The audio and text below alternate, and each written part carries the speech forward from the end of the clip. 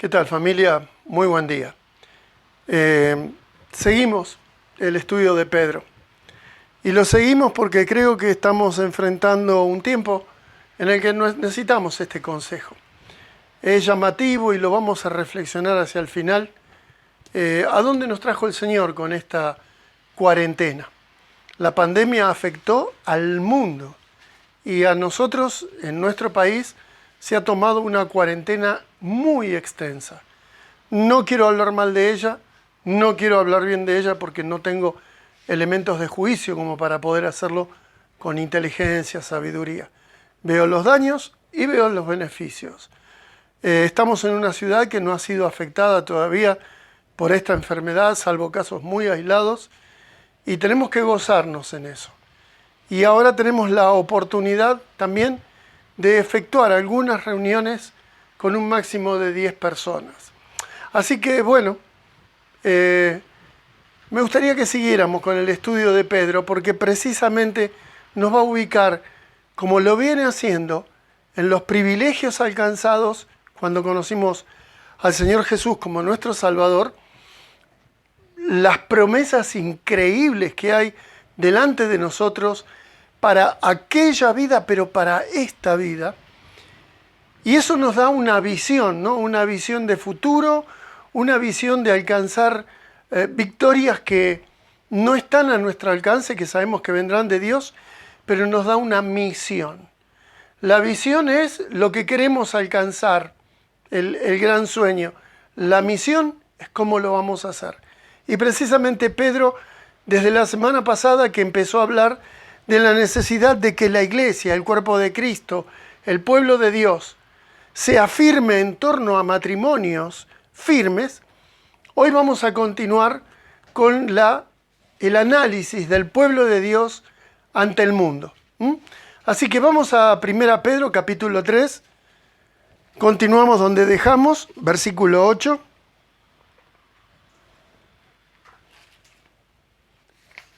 Primera Pedro 3, 8.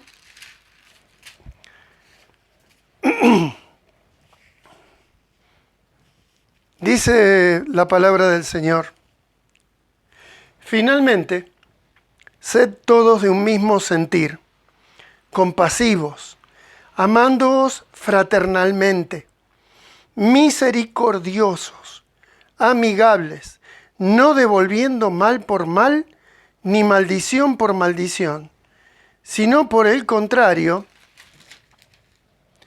bendiciendo, sabiendo que fuisteis llamados para que heredaseis bendición.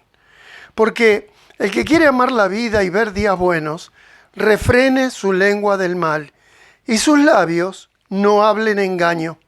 Apártese del mal y haga el bien, busque la paz y sígala. Porque los ojos del Señor están sobre los justos, y sus oídos atentos a sus oraciones. Pero el rostro del Señor está contra aquellos que hacen el mal. ¿Y quién es aquel que os podría hacer daño si vosotros seguís el bien? Mas también, si alguna cosa padecéis por causa de la justicia, bienaventurados sois. Por tanto, no os amedrentéis por temor de ellos, ni os conturbéis, sino santificad a Dios el Señor en vuestros corazones, y estad siempre preparados para presentar defensa con mansedumbre y reverencia ante todo aquel que os demande razón de la esperanza que hay en vosotros, teniendo buena conciencia, para que en lo que murmuran de vosotros, como de malhechores, sean avergonzados los que calumnian vuestra buena conducta en Cristo. Porque mejor es que padezcas haciendo el bien, si la voluntad de Dios así lo quiere, que haciendo el mal. Porque también Cristo padeció una sola vez por los pecados, el justo por los injustos, para llevarnos a Dios, siendo a la verdad muerto en la carne, pero vivificado en el Espíritu. Tengamos una oración. Amado Señor, gracias te damos por esta oportunidad que tenemos de estar frente a tu palabra. compartiéndola a través de este medio que nos permite llegar aún más allá de lo que lo hacíamos. Padre, que tu palabra llegue a nuestros corazones, que tu Santo Espíritu pueda aplicarla a cada persona y que cada uno pueda tomar decisiones de acción en función de ella. Oramos en el nombre del Señor Jesús. Amén. Así que, bueno, el pasaje creo que es muy claro, son mandatos muy sencillos, fáciles de comprender. Ahora, yo me gustaría que vengan conmigo a 1 Pedro 2:9, un poquito antes, para recordarte quiénes somos y la visión de Dios respecto a nosotros y nuestra misión. Versículo 9 dice: mas vosotros sois linaje escogido, real sacerdocio, nación santa, pueblo adquirido por Dios. Así que eso nos pone en una posición excelsa. Es lo máximo que cualquier persona podría alcanzar en esta tierra. Ser parte del pueblo de Dios, con funciones de real sacerdocio. Cuando habla de real sacerdocio, está hablando de un sacerdocio de reyes, no de cualquier otra cosa. Cuando dice que somos un linaje, una descendencia escogida para formar parte de su familia, está hablando de vos y de mí. Una nación santa, separada. La palabra santo quiere decir separado. ¿De qué? Del mundo, del mal. Y Dios nos ha puesto aparte. ¿Para qué? Bueno, dice, pueblo adquirido por Dios. Y vos sabés cómo nos adquirió. Lo remarco. Él pagó por cada uno de nosotros. ¿Con qué? La sangre preciosa de Cristo. Como de un cordero sin mancha. Él, con su sangre, pagó por vos y por mí. Nos dio libertad. ¿Para qué? Y ahí lo dice. Para que anunciéis las virtudes de aquel que os llamó de las tinieblas a su luz admirable. Te das cuenta que hay un propósito para formar parte de este cuerpo. Y el propósito es que tenemos que hablar de Jesús. Tenemos que hablar de aquel que nos sacó de la condenación, de la oscuridad, de la muerte y nos trajo a su luz admirable. Esa luz que fue cambiando tu vida porque te permitió percibir la realidad como nunca la habías visto antes. Y en función de eso tomaste decisiones que te han hecho andar por un camino mejor. Entonces, a lo que voy es, somos el pueblo de Dios. Como pueblo, y esto quiero remarcarlo, necesitamos tener una conducta ante el mundo como pueblo, no solo como individuos. La familia de Dios, la iglesia de Cristo, tiene que tener una conducta identificatoria. La gente tiene que saber que somos diferentes. En un momento se nos conocía como el pueblo del libro, porque donde íbamos por la calle, un libro negro, grande o rojo nos acompañaba. El pueblo del libro. Y ¿sabes una cosa? Pretendo seguir en la medida de mis posibilidades siendo fiel a este libro, porque este libro no es un libro cualquiera, es la palabra de Dios, lo que Él verbalizó, que hizo escribir por hombres para que a vos y a mí nos llegara la sabiduría del cielo. Este libro no nos podemos... ¿Viste cuando te compras un material? Bueno, tampoco lo leemos generalmente. El manual del usuario. Compraste un coche, compraste un equipo, vamos y metemos el dedo primero. Y muchas veces hacemos terribles macanas. Con un aparato. El problema no es con un aparato, es con tu vida. Es con la de tu esposa, con la de tus hijos. Tenemos un manual. Un manual del autor para el usuario, para enseñarnos a vivir. Por eso, nunca vamos a dejar este libro en ninguna de las predicaciones que yo tenga que hacer al menos. En el versículo 8 comienza con una serie muy sencilla de consejos, en los cuales nos manda, fíjate, ser todos de un mismo sentir. Esto quiere decir unanimidad y no uniformidad. Porque si yo quiero implantar en vos un pensamiento único, nos estamos metiendo en los sistemas mundanos también. Dios no necesita un pensamiento único. Sí, unanimidad o unidad en lo fundamental. Escucha esta frase. En lo fundamental, unidad. En lo no esencial, libertad. En todo, amor. Estoy hablando del pueblo de Dios. Estoy hablando de las relaciones intrafamiliares. Puede ser tu familia, puede ser la familia de cualquiera, pero hay una familia extendida en la cual hoy formamos parte. Es la familia de Dios. A mí generalmente me encanta referirme a la iglesia como la familia. ¿Por qué? Porque da el verdadero sentido del vínculo que nos une. Porque somos hermanos en Cristo. Y esa hermandad, vos fíjate que el mandato continúa hablando de que seamos entre nosotros compasivos. ¿Qué es ser compasivo? Armarte de paciencia para con un hermano, sabiendo que en él están las mismas debilidades presentes que en vos. En cada uno de los demás nos podemos ver reflejados, porque todos todavía no llegamos a la perfección. Eso es una condición futura que se dará en el cielo. Acá seguimos batallando contra nuestra carne. Y en ese caso, hay un pasaje que me encanta que dice, Dios se acuerda que somos carne. Que somos barro. Y por eso se extiende en misericordia sobre nosotros.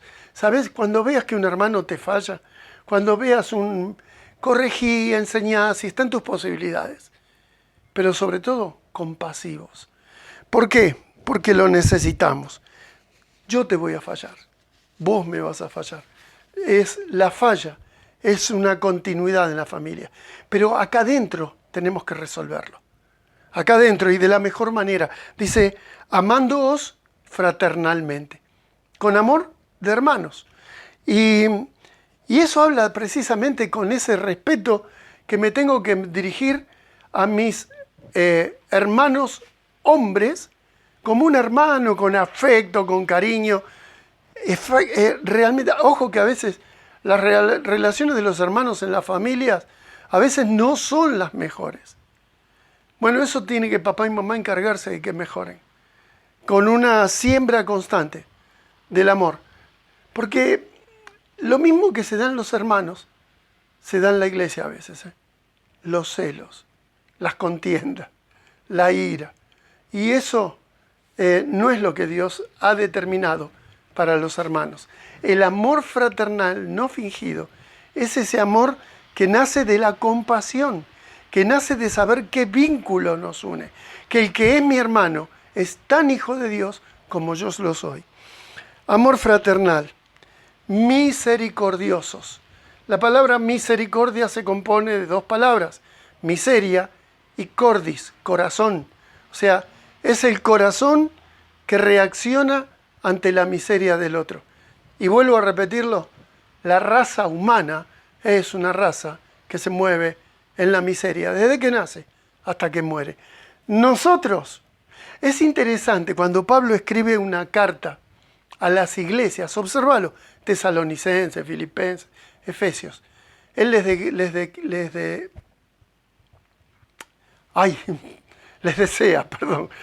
desea gracia y paz. Gracia y paz, a la iglesia toda. ¿Por qué? Porque la iglesia es santa.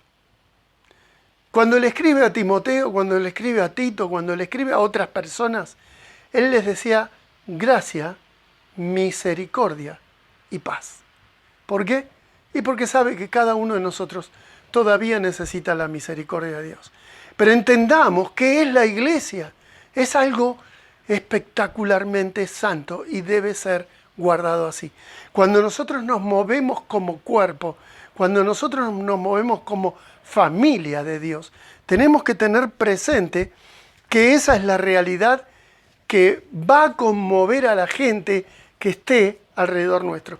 La gente se la pasa buscando el paraíso perdido. Y el paraíso perdido no son las plantas, no es el paisaje, no es un mar calmo. El paraíso perdido son las buenas relaciones entre personas. Vos sabés que hay algo que es fundamental. Las personas se alejan muchas veces de la iglesia porque descubren que los de adentro somos igual que los de afuera. Y eso es algo que no debe ser así. Tenemos que trabajar unidos, juntos. ¿En qué? En hacer la iglesia lo que Dios ve en la iglesia. Empieza en cada uno. Porque todos vamos a llevar a la iglesia lo que somos nosotros. La iglesia no es el edificio. La iglesia es la comunión de los santos. De vos, de mí. No devolviendo mal por mal. Cuando alguien te hiera, no lo hieras. Es sencillo, ¿no? Cuando dice, ni maldición por maldición. Si alguien te levanta la voz, no levantes la voz. Dice, sino, bendiciendo, sabiendo que fuisteis llamados para heredar bendición. Y en el versículo siguiente, el apóstol Pedro está tomando el Salmo 34. Está citando los versículos 14 y 15.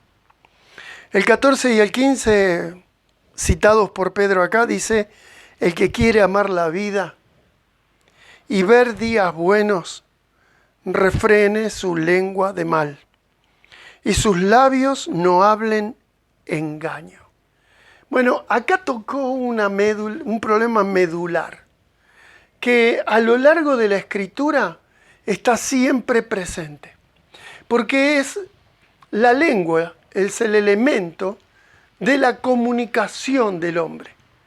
Es aquello que saca a la superficie lo que hay en la profundidad de cada uno. Es aquello que nos permitiría armar vínculos o destruir vínculos. Permite dar vida y permite matar. ¿Por qué? Porque es la manifestación del ser, la lengua. Le toca moverse dentro de la cavidad, pero no estamos refiriéndolo al músculo que tenemos aquí adentro. Estamos hablando de la capacidad de hablar que tenemos. Dios tiene capacidad de hablar también. Por eso está su palabra. Y su palabra viva, su Hijo. Es muy importante el tema de la boca, de la lengua. Pero en el ser humano caído, lamentablemente comunica más veces muerte que vida. En el versículo de Proverbios 17, 27, vamos a leer algunos versículos, no todos porque te aseguro que es incontable la lista de versículos que hablan acerca de la lengua. Dice, el que ahorra sus palabras tiene sabiduría. De espíritu prudente es el hombre entendido. Versículo 28, aún el necio cuando calla es contado por sabio. El que cierra sus labios es entendido. Y no quiero ponerte una mordaza, no quiero ponerte un sticker tapándote la boca, ni un tapaboca como se usa hoy en día.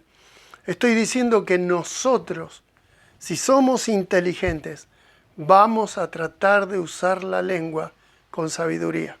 Vos fíjate lo que dice, hasta el necio cuando calla parece sabio. Sí, porque no habló. Me acuerdo de los amigos de Job, cuando él sufre todas las pérdidas más espantosas, estuvieron varios días junto a él sin decir palabra. Fue el momento de consolación más profundo que pudieron darle. Porque cuando empezaron a hablar, metieron la pata. Hicieron desastres con sus lenguas, hiriéndolo, lastimándolo, juzgándolo. A veces es mejor callar y no caer en el error de dejar que nuestra boca se desboque. Versículo 19 del capítulo 18 de Proverbios. Esto es para tenerlo en cuenta. Dice, el hermano ofendido es más tenaz que una ciudad fuerte.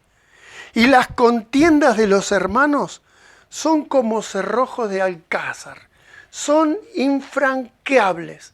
Cuando se establece una herida en un hermano, va a buscar contienda. Es inevitable, va a ser tenaz, dice, porque está herido.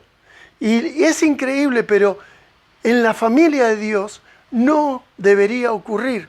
Tenemos elementos, ya los vamos a ver, para evitar esto. Pero la naturaleza humana es que el herido busca resarcimiento. Maldición por maldición, mal por mal, golpe por golpe, ojo por ojo, diente por diente. Eso es la ley del talión, el elemento de la ley más natural del ser humano. Pero entre vosotros, dice, que no sea así. Dice en el versículo 20, del fruto de la boca del hombre se llenará su vientre, se saciará del producto de sus labios. La muerte y la vida están en poder de la lengua, y el que la ama comerá, el que ama la vida, ¿no? Comerá de sus frutos. ¿Vos te das cuenta de lo que está diciendo? Una boca mal usada, una lengua mal usada, te puede acarrear muerte a otros o a vos mismo. El que ama la vida, trata bien con la vida. Y dice que se va a alimentar del fruto de sus labios.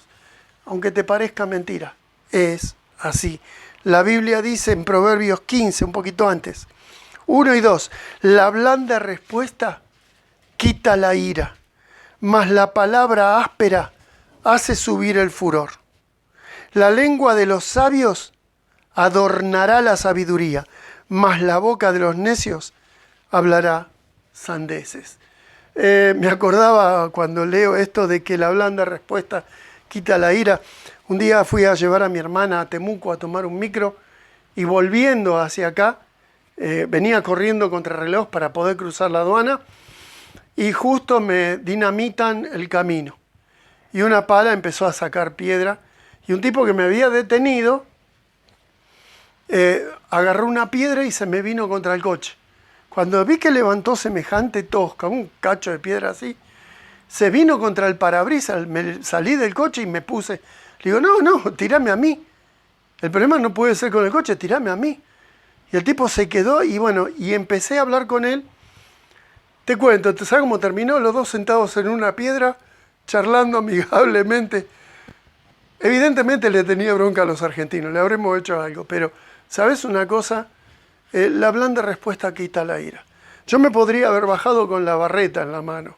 Podría haberme bajado. ¿De qué sirve?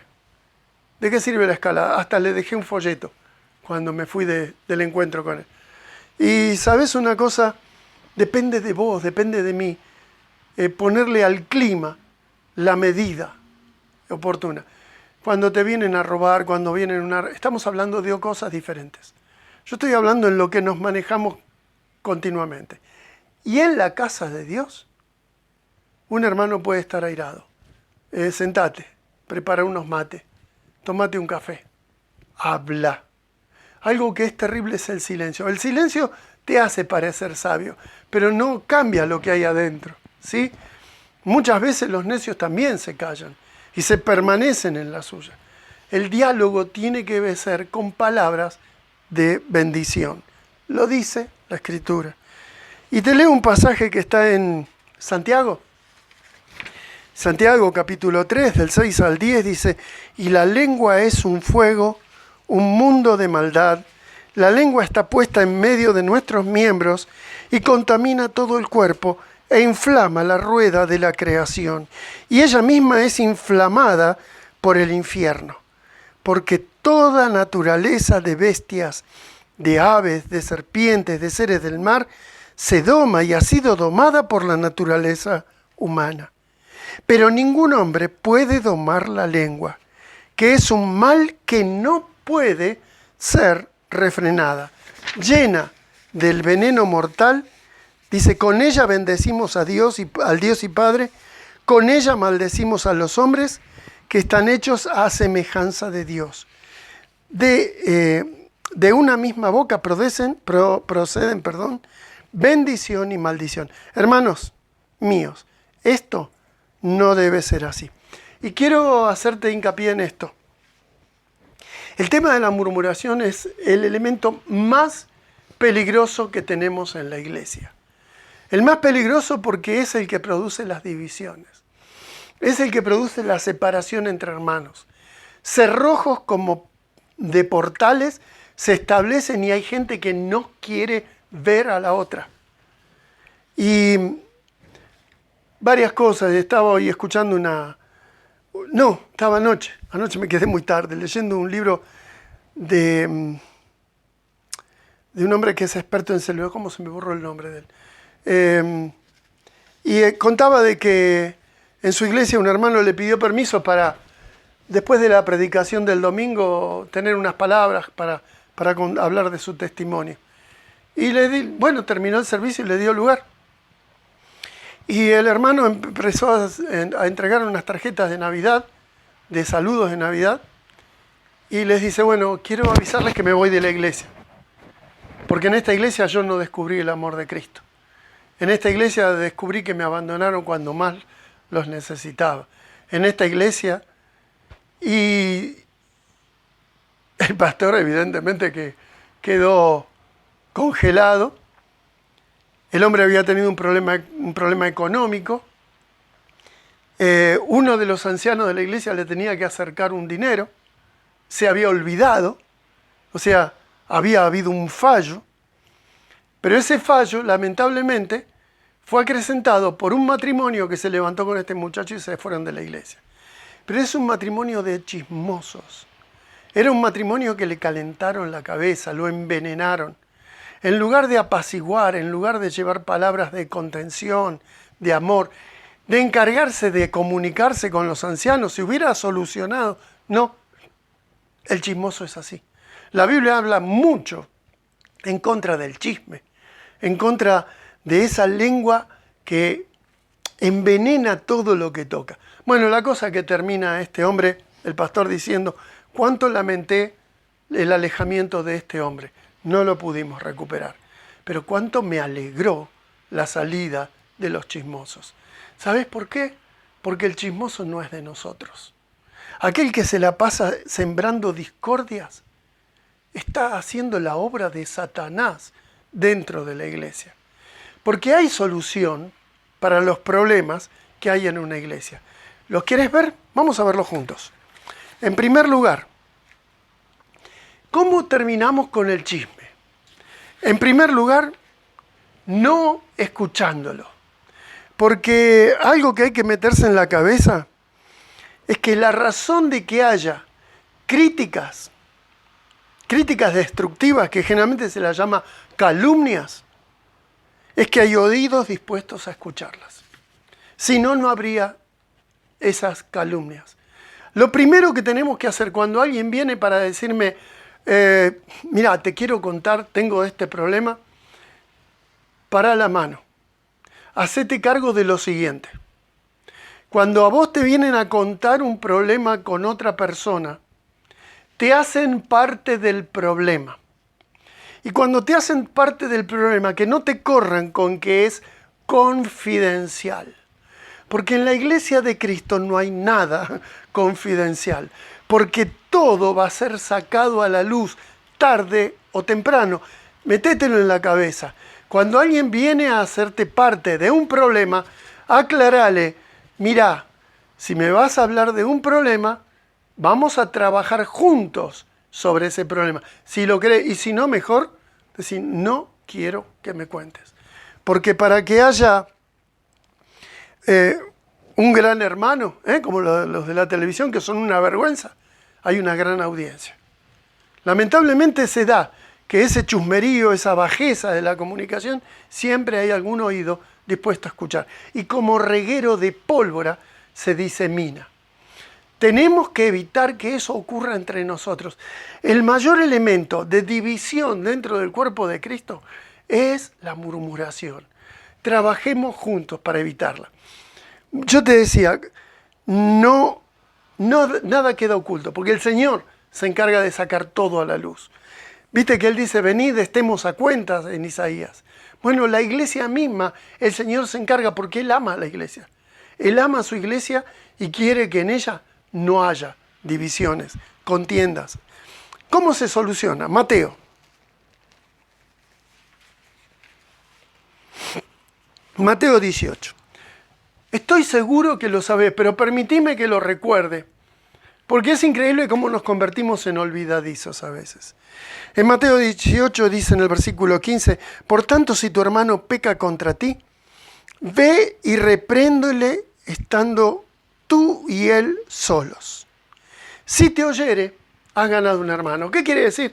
Un hermano te maltrató, tuvo una descortesía con vos, un destrato.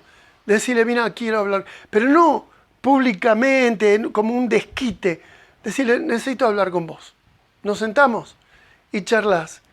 Y háblalo en amor, además. Si tu hermano te escucha, listo, se acabó el problema. Si no te escucha, bueno, segundo paso, versículo 16, mas si no te oyere, toma aún contigo a uno o a dos, para que en boca de 2 o 3 testigos conste toda palabra. ¿Qué estoy diciendo con esto? Todavía estás manteniendo el problema limitado a 2 testigos que te acompañan. No es que ya lo haces público a la asamblea. ¿Eso por qué? Amor al hermano. Es amor al hermano, no es legalismo eso, ¿se puede entender? Cuando fuiste a hablar con él y no te escuchó, no prestó atención, no pidió perdón, bueno, volvé con 2 hermanos. Es otra muestra de amor tuyo hacia esa persona. Y si no escuchara a los 2 o 3 hermanos, entonces versículo 17, si no los oyere a ellos, dilo a la iglesia. Si no oyere a la iglesia, tenle por gentil y publicano. Porque una persona que se planta en su orgullo, no escucha al Espíritu Santo que hay en él, bueno, no puede estar en la comunión de los santos. Tenemos que cuidar muchísimo todo lo que hacemos como iglesia, porque nuestro testimonio es el poder evangelístico más grande que te puedas imaginar. Como puede ser también el elemento que más anule la acción evangelística de una iglesia. Porque salís a predicar el evangelio todos los días, pero saben que en ese lugar hay conflictos, hay amargura. ¿Sabes una cosa? Nadie se va a acercar a Cristo.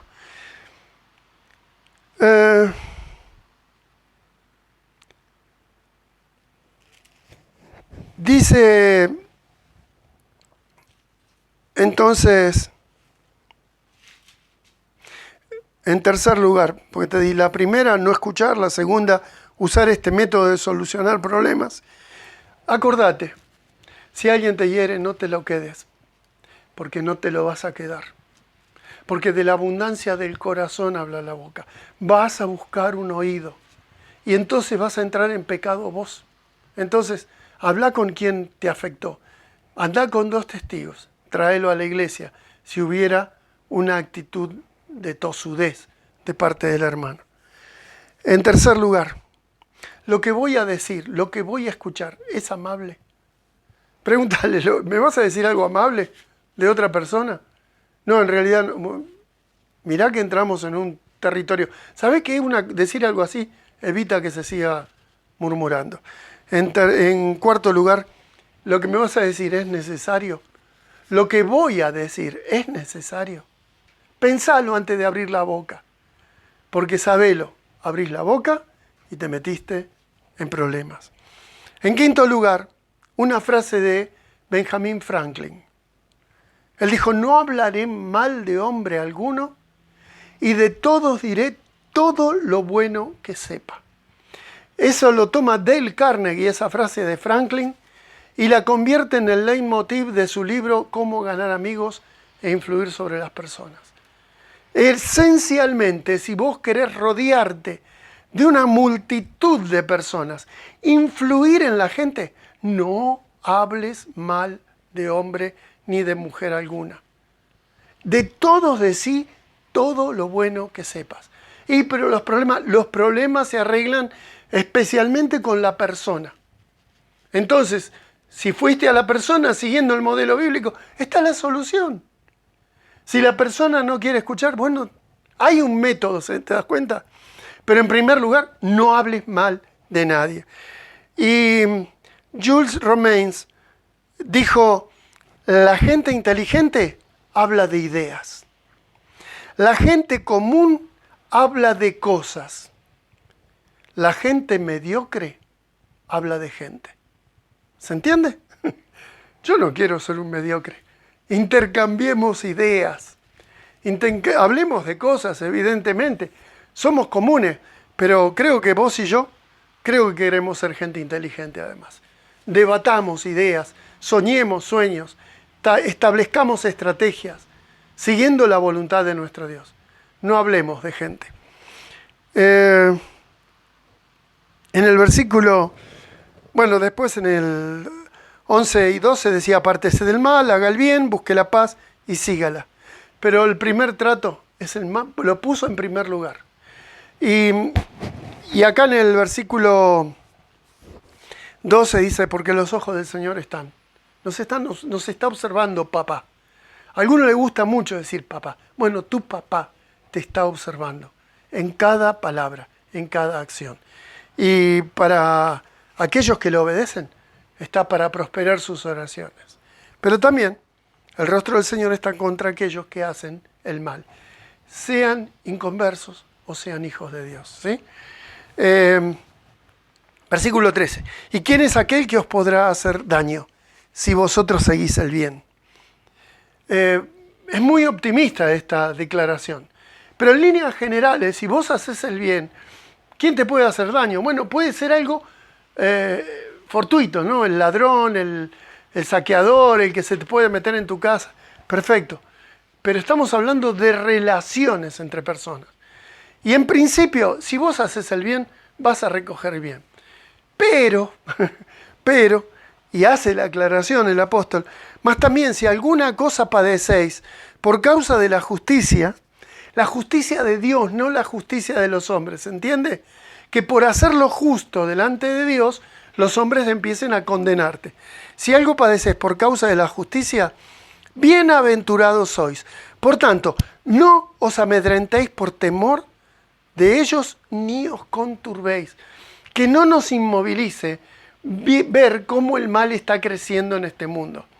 Porque lamentablemente sí, ellos no nos soportan. Porque el malo no soporta el bien. Aborrecen el bien. Porque es la manifestación de Dios para ellos. Entonces es posible que en algún momento tengamos que enfrentar alguna persecución. Pero acordate lo que dice ahí, ¿no? ¿Quién te podrá hacer daño? ¿Quién es aquel que podrá hacerte daño? El Señor está de nuestra parte. Aún si, pero si algo te ocurre, acordate, esto es por causa de la justicia. Que no te pase lo malo por causa de tu injusticia, de que hayas hecho cosas malas y te merezcas la reprensión de la gente. En el versículo 15 dice, si no, santificad al Señor en vuestros corazones y estad siempre preparados para presentar defensa con mansedumbre y reverencia ante todo aquel que os demande razón de la esperanza que hay en vosotros, teniendo buena conciencia para que en lo que murmuran de vosotros como de malhechores, sean avergonzados los que calumnian vuestra buena conducta en Cristo. Porque es mejor que padezcáis haciendo el bien, si la voluntad de Dios así lo quiere, que haciendo el mal. En algún sentido puede ser que en algún momento a los cristianos les haya tocado padecer. ¿O no? Hoy tenemos decenas de miles de creyentes que están siendo perseguidos y muertos. En ese caso, lo que pide en primer lugar, cada uno de nosotros, vos y yo, estamos en la iglesia del Señor. Formamos parte de un cuerpo que se va a asistir mutuamente. Pero si en algún momento nos toca padecer, que sea por causa de nuestra fe y nuestro amor al Señor Jesucristo. Por nuestra buena conducta, no por una mala conducta nuestra. Cuidemos en todo momento, santificada al Señor en vuestro espíritu, es más o menos lo que pide Pablo en Colosenses, que Él tenga la preeminencia en mi vida. Por encima de todo, como lo más grande, Jesucristo. Y termina el pasaje que leímos hoy con el versículo 18 que dice, porque también Cristo padeció una sola vez por los pecados, el justo por los injustos, para llevarnos a Dios. Siendo la verdad muerto en la carne, pero vivificado en el Espíritu. ¿Sabes? Esta vida es transitoria. Esta vida pasa. Y eso es la razón de nuestra esperanza. Y a veces la razón de nuestra esperanza tiene que ser refrendada hasta la muerte si es necesario. Y el Señor te va a sostener. Una vez recuerdo un hombre que lo iban a matar y él decía, admiro que ustedes no tengan miedo, le dijo uno que los iban a ejecutar. Dijo, ¿quién dijo que no tengo miedo? Pero me están sosteniendo. Y se refería al Señor. El Señor nos va a sostener ante cualquier circunstancia, pero tenés que tener constantemente una vida de relación íntima y personal con Jesucristo. Santificado Él, separado Él del resto de todas las cosas en tu corazón. Eso va a hacer que tengamos vidas que le honren en todo momento. Cuando Pablo nos cita del Salmo 34, el versículo 16, porque el 14 y 15 habla precisamente, en el Salmo 34 dice, ¿quién nos podrá hacer frente si seguís el bien? El 14 y 15 dice, apártese del mal y haz el bien, busca la paz y síguela. Los ojos de Jehová están sobre los justos y atentos sus oídos al clamor de ellos. El versículo 16 no lo cita a propósito Pedro, porque dice, la ira de Jehová está contra los que hacen el mal, para cortar de la tierra la memoria de ellos. Pero ¿sabe por qué no lo menciona? Porque no es el tiempo todavía. Aún no. La ira de Dios se va a derramar. Y tal vez sea pronto. La ira de Dios va a ser ese día de ira que forman los 7 años de la tribulación. El Señor va a derramar su ira absolutamente. No vamos a estar acá. No vamos a estar acá. Pero ¿sabes una cosa? Sepamos que hagamos el bien. Nadie nos puede hacer frente. Nadie nos va a hacer mal porque Dios va de nuestro lado. Yo te quiero pedir una cosa esta semana. Que estemos trabajando. ¿Algún hermano te hizo daño? Pensalo. Y ya lo sabes, porque salta naturalmente. Si algún hermano te hizo daño, ¿por qué no lo llamas? Pero no nos podemos... WhatsApp, videollamada, Zoom, teléfono. Caramba, hoy no es que no tenemos medios. Prefiero que sea personalmente, barbijo, 2 metros de distancia, pero júntate con el hermano que te hizo daño. Pedile charlar con él. Soluciona. Porque si no vamos a tener una iglesia que en cualquier momento se puede dividir. Porque es increíble cómo se disemina después el mal dentro de la iglesia. No lo para nadie. Entonces, trabajemos como Dios nos dijo. ¿Tenés a alguien que te hirió? Habla. ¿Eres alguien y lo sabés? Ganale de mano, anda vos a hablar. Solucionemos los problemas internos en esta familia que es la iglesia del Señor. Y podamos vivir con alegría lo que Él espera de nosotros. Porque ¿sabes qué? Tenemos una misión. Porque cada semana yo hablo de la misión que tenemos que hacer, que es anunciar las virtudes de aquel.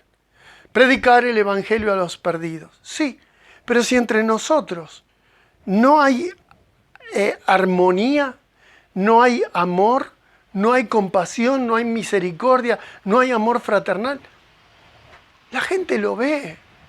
Porque eso es deslumbrante cuando se presenta. ¿Viste cuando dice que en Gosén, en Egipto, cuando se produjo la oscuridad en todo Egipto, en Gosén, donde estaba el pueblo de Dios, ahí había luz todavía?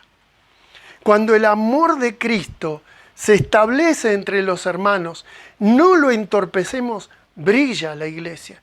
Y sabes, ya lo dije varias veces, el Señor añade cada día a su iglesia. Él nos va a llenar de personas. En la semana quiero hablarles ¿Qué nos queda por delante? En una conquista de amor, porque no es otro tipo de conquista la que podemos hacer. Primero tenemos que estar desbordados del amor y contención de la familia, pero después esa familia amando y conteniendo a otros. Entonces, tenemos una conquista en San Martín. Pénsalo, ¿por qué se hace tan larga esta cuarentena? ¿Qué nos ha enseñado el Señor en esta cuarentena? Que estamos en grupos pequeños, que no hemos perdido la fe, que seguimos encontrándonos a través de estos sistemas.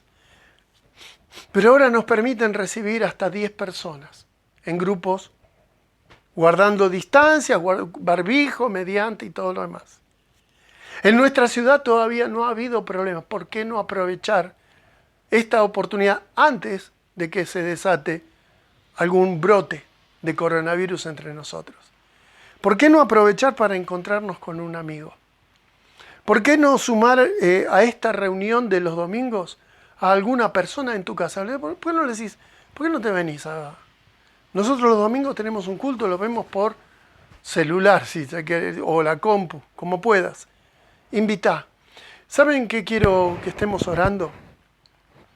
Para que este amor que nos está convidando a vivir Pedro, lo podamos extender a toda nuestra ciudad, la conquista de San Martín. También la conquista de Bariloche. ¿Y dónde empieza? En la conquista de mi corazón y el tuyo. En la conquista de mi hogar. En la conquista de nuestra iglesia. Y vamos por lo demás. Vamos a edificar una nueva humanidad. Hasta que Cristo venga. Hasta que Cristo venga. A mí me encantaría que así como San Martín se ha mantenido sin mancha del coronavirus, me encantaría que un día fuera una ciudad sin mancha del pecado. Una ciudad de fe. Que pudiera estar mostrándole al... Luis, estás soñando. Amén. Sí que estoy soñando. Pero son los sueños de Dios.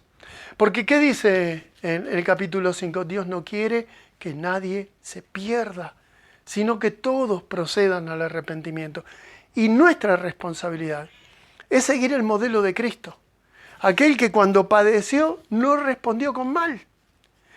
El modelo de Cristo no es solamente el modelo, bueno, como lo hizo Él tenemos que bancárnoslo. No, es lo que tenemos que hacer. Nosotros estamos puestos como pequeños Cristos para guardar dignidad, real sacerdocio. Nación santa, separados del mundo.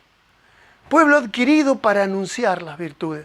Yo te quiero invitar a que verdaderamente estemos considerando la posibilidad de terminar con el chisme en la iglesia, la murmuración en la iglesia, a trabajar sobre las heridas que puedan existir. Y después, juntos, como una roca, trabajar distribuidos en los distintos barrios. Tenemos que ganar a nuestra ciudad completa, no el centro. El centro, el Arenal, la Vega San Martín, Vega Maipú, la Chacra 30, la Chacra 28, hasta donde sea necesario.